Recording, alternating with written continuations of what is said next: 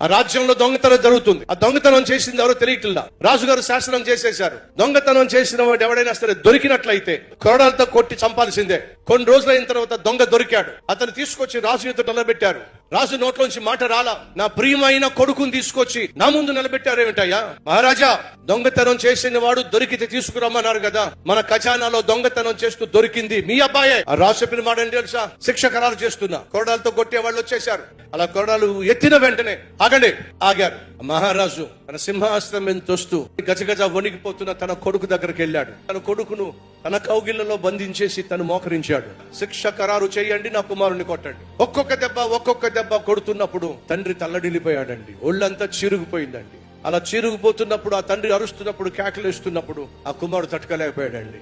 నానా, తప్పు చేసింది నేను నాన్న, దొంగతనం చేసింది నేను నాన్న, మీరెందుకు నాన్న నా స్థానంలో కొరల దెబ్బలు తింటూ అల్లాడిపోతున్నారు? నా కళ్ళ ముందే నేను ప్రాణంగా ప్రేమించిన నా కొడుకు చచ్చిపోతూ ఉంటే నేను చూడగలనా? చూడలేకపోయాను రా. కుమారుడా, ఒక కోరిక తీరుస్తావా?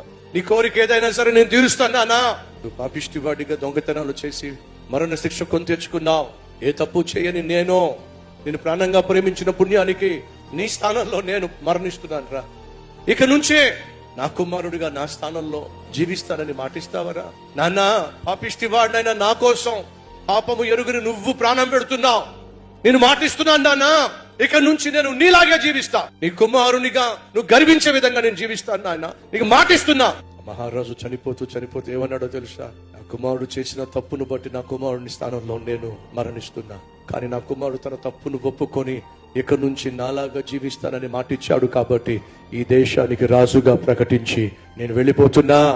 2000 సంవత్సరాల క్రితము ఎగ్జాక్ట్ గా యేసుక్రీస్తు ఇదే చేశాడు. దేవుడు లోకమును ఎంతో ప్రేమించాడో, అంతగా ప్రేమించిన దేవుడు తన కళ్ళ ముందే నువ్వు చేసిన పాపిష్టి పనులను బట్టే నరకానికి పోయి యుగ యుగాలు తగలడిపోవడం చూడలేక ప్రపంచాన్ని పరిపాలన చేస్తున్న దేవుడు నిన్ను నన్ను రక్షించడానికి ఆ సింహాసనాన్ని విడిచిపెట్టి వచ్చేశాడో. నీకు నాకు రావాల్సిన శిక్ష అంతా తన మీద వేసేసుకున్నాడో. ఇప్పుడు అంటున్నాడు, మీ హృదయంలో నాకు చోటు ఇవ్వండి, నన్ను రానివ్వండి. మీ హృదయంలో నేను అడుగు పెట్టానంటే మీరు నాలా జీవించగలుగుతారు, నా కుమారులాగా జీవించగలుగుతారు. మీ హృదయంలో నేను అడుగు పెట్టకపోతే ఎదుగు బదుగు లేకుండా, ఆశీర్వాదం లేకుండా, సంతోషం లేకుండా, సమాధానం లేకుండా, సంతృప్తి లేకుండా, భార్య భర్తల మధ్య సఖ్యత లేకుండా, అశాంతి అసమాధానంతో, అపవిత్రమైన జీవితంతో చచ్చే పురుగులు తినే స్థితికి చేరిపోతారు.